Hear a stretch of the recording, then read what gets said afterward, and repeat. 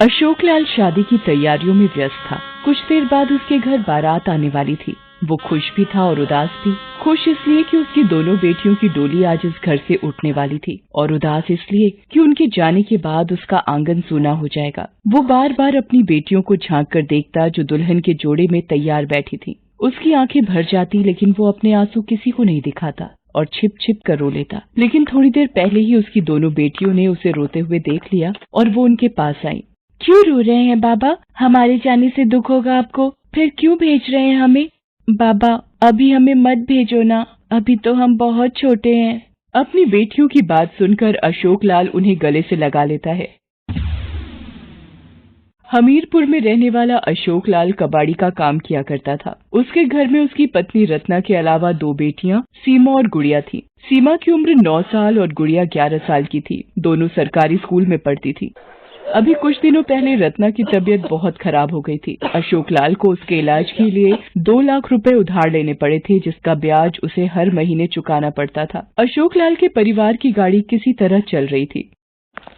एक कबाड़ी वाले, टूटे फूटे बर्तन, पुरानी कॉपी किताब, न्यूज़पेपर, एक कबाड़ी वाले। तभी एक औरत एक घर से निकलकर उसे आवाज लगाती है। ए कबाड़ी, न्यूज़पेपर कैसे ले रहे हो? 7 रुपए किलो। 7 रुपए? अभी पिछले महीने तो मैंने 9 रुपए में बेचा था। नहीं नहीं मैम साहब, 2 साल से यही रेट है।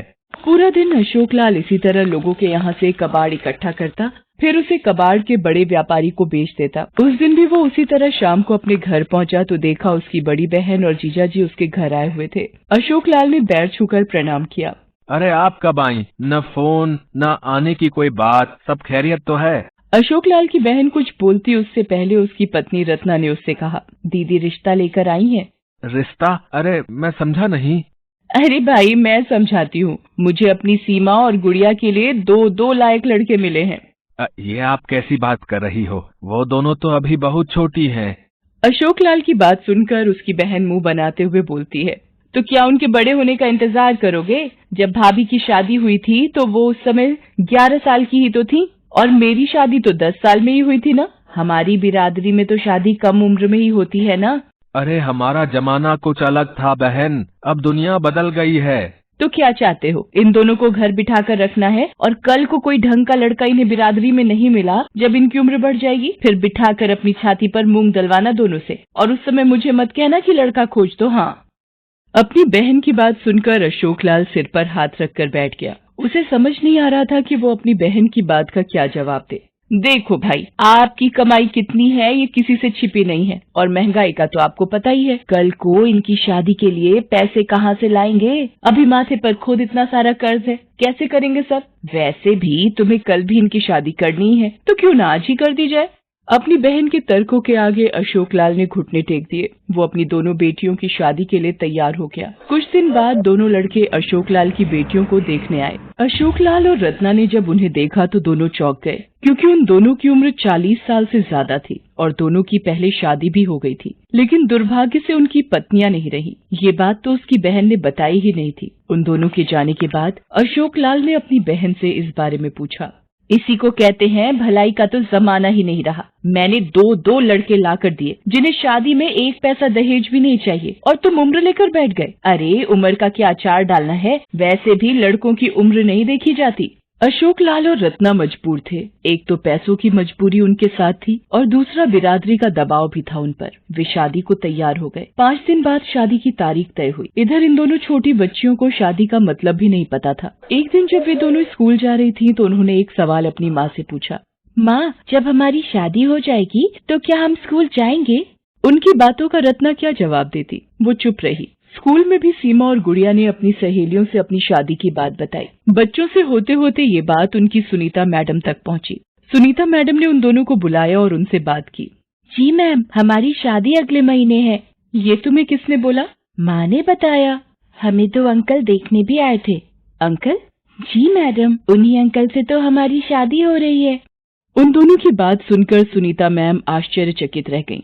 ये तो सीधा सीधा बाल विवाह का मामला है जो कि गैर कानूनी है। मुझे उन बच्चियों की मदद करनी होगी।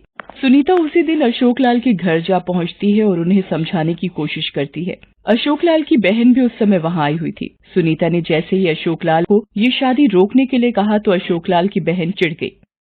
माफ करिएगा टीचर जी, लेकिन ये हमारा घरेलू मामला है और आप इनसे दूर रहें तो अच्छा रहेगा। मैं मानती हूँ कि सीमा और गुड़िया आपकी अपनी भांजी हैं, लेकिन ये आपका घरेलू मामला तो बिल्कुल नहीं है। ये सामाजिक मामला है। दोनों बच्चियां मेरे स्कूल की छात्रा हैं और मेरा फर्ज है कि मैं उनके साथ कुछ भी गलत ना होने दूं। ये कैसी बातें कर रही हैं आप टीचर जी? भला शादी में क्या गलत है? शादी में गलत नहीं है, लेकिन कम उम्र में शादी गलत है। ये गैर कानूनी है। सुनीता ने अपनी बात उन्हें समझाई, लेकिन अशोक लाल की बहन को उनकी कोई बात समझ नहीं आई। उल्टा उसने सुनीता मैडम को बेइज्जत करके घर से निकाल दिया। दुर्भाग्य की बात ये थी कि इस बार अशोक लाल ने भी चूं तक नहीं किया। इधर सुनीता ने भी हार नहीं मानी। उन बच्चियों की शादी वाले दिन वो थाने पहुंची और इस बाल विवाह के खिलाफ रिपोर्ट लिखवा दी। इंस्पेक्टर इंदिरा ने जैसे ही बाल विवाह की बात सुनी वो चौंक गई। मैडम, बहुत उम्मीद लेकर मैं आपके पास आई हूँ। उन बच्चियों का जीवन बचा लीजिए, नहीं तो मैं खुद को कभी माफ नहीं कर पाऊंगी। आप बिल्कुल फिक्र न करें, मेरे रहते हुए उन बच्चियों का जीवन खराब नहीं होगा। अशोक लाल को बारात के आने की सूचना मिल गई थी। तय वक्त पर बारात आ गई। उधर सुनीता इंस्पेक्टर इंदिरा के साथ अशोक लाल के घर की ओर निकल पड़ी, लेकिन बीच रास्ते में ही उनकी जीप का टायर पंचर हो गया। इस टायर को भी अभी पंक्चर होना था। अब हम क्या करेंगे मैम? कहीं हमें वहाँ पहुँचने में देर न हो जाए। तब इंस्पेक्टर इंदिरा ने अपने हवलदार को कहा कि वो जीप का पंक्चर बनवा कर आए। वे पैदल ही जाएंगी। इंस्पेक्टर इंदिरा और सुनीता पैदल ही अशोक लाल के घर की ओर चल पड़ी। उधर मंडप पर दोनों लड़कियां आ गई थीं। पंडित जी मंत्र पढ़ रहे थे। वो दोनों बेचारी बच्चियां असहाय सी होकर मंडप पर बैठी थीं। तभी वहाँ पर इंस्पेक्टर इंदिरा सुनीता के साथ पहुँच गई। बंद करो, तुरंत बंद करो, ये शादी नहीं हो सकती, ये गैर कानूनी है। इंस्पेक्टर को देखकर वहां सभी के चेहरे पर हवाइयां उड़ने लगी। दोनों लड़के फरार होने की फिराक में थे, लेकिन इंस्पेक्टर ने उन्हें पकड़ लिया। शर्म नहीं आती तुम लोगों को? अपनी उम्र देखी है और इन बच्चियों की उम्र देखी है? कहाँ है इनके माता पिता? मैं सबको जेल भेजूंगी। अशोक लाल इंस्पेक्टर इंदिरा के पास आते हैं। आप लोग इनके माता पिता हैं या इनके दुश्मन हैं? आपको अपनी बच्चियों की जरा भी फिक्र नहीं है? अरे शादी की उम्र होती है, सरकार ने उम्र तय भी कर रखी है, लेकिन आप लोग मनमानी करते हैं। लेकिन मैडम, हमारी बिरादरी में तो कच्ची उम्र में ही शादी हो जाती है। अरे कच्ची मिट्टी के बर्तन में आप खाना बनाती हैं क्या, या उनका इस्तेमाल करती हैं? जी नहीं। जब बर्तन कच्चे इस्तेमाल नहीं करती तो कच्ची उम्र में शादी कैसे कर रही हैं? और किस बिरादरी की बात आप कर रही हैं? अगर कोई बिरादरी बाल विवाह का समर्थन करती है तो ये अपराध है और अपराधियों को जेल जाना पड़ता है। अशोक लाल को अपनी गलती का एहसास होता है। अशोक लाल की बहन भी शर्मिंदा हो जाती है। उन दोनों को 1 महीने की जेल होती है। फिर उन्हें जमानत पर इस शर्त पर छोड़ा जाता है कि दोबारा वो ऐसा कोई काम नहीं करेंगे। सुनीता के प्रयास से एक बालिका कम उम्र में वधू होने से बच जाती है। आपके समाज में भी आपको कुछ ऐसा दिखता है तो इसके खिलाफ आवाज उठाएं।